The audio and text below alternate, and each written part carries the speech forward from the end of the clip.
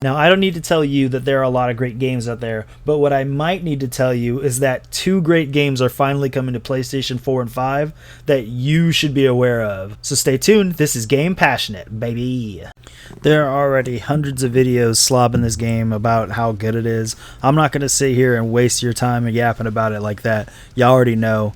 But people on PlayStation, if you haven't gotten the chance to play it, now's your chance. It's coming out the 27th of May. But RoboQuest, definitely one worth picking up. From my personal experience, it is one of my top 5 roguelites in general, because it does something different with the formula in terms of, being a shooter. Like I said, it's actually a pretty sparse formula. There's not many that really stand up there, and I'd throw some third-person shooters in there. But if you're a fan of Returnal, I would say this is a great one to branch out to. It definitely has a different art style than Returnal.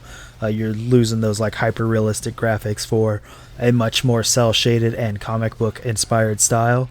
If you're a fan of Gunfire Reborn, I know that Gunfire has an endless depth to its build variety with its much deeper roguelite systems, but I think the gunplay in RoboQuest is just a tad sharper. A lot more of the guns feel better to play, even if they don't have the same depth, especially with a lot of the, smithing systems that Gunfire Reborn has.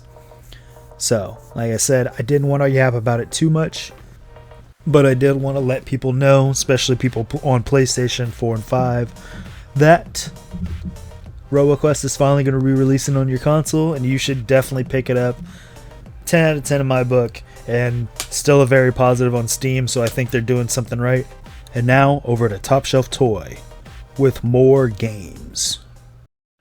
Thanks, Nebiroze. Now on to the next game coming to PlayStation systems for the first time, Hypercharge Unboxed. Are there any fans of Toy Story out there? Did you ever see the movie Small Soldiers in the late 90s? If so, you may have already heard about Hypercharge, but if not, let me bring you up to speed. This is a shooter game designed to support co-op gameplay. It can be played in either first or third person with up to 4 people in each match. The game's story is charming and funny. A disgruntled toy that was left in the package for too long went rogue, and now the rest of the good guy toys have to stop the bad guy toys from overrunning and destroying the precious Hypercharge cores. Defending the power cores against wave after wave of enemy toys is really a lot of fun. The levels are distinct from one another, and they're full of secrets and hiding spots for coins and other perks. You and your squad can use collected coin to invest in jump pads to get around quicker, you can set up barricades to block the army men's advance, and you can build platforms for better vantage points, among other options. You can play solo with other player bots, or you can do some classic PvP modes with up to 8 players. It's kind of like a Helldivers Saturday morning cartoon show. I've really been enjoying the level layout, the themes, and the attention to detail this small development team packed into this game. I'm excited for a whole new audience to try it out, and I hope that it encourages digital cybercherries to keep making games that they want to share with all of us game-passionate gamers. Well, that about does it for this little game update video. If you've missed either of these games on other platforms, you're gonna have another chance as they get ready to drop on the PlayStation Network.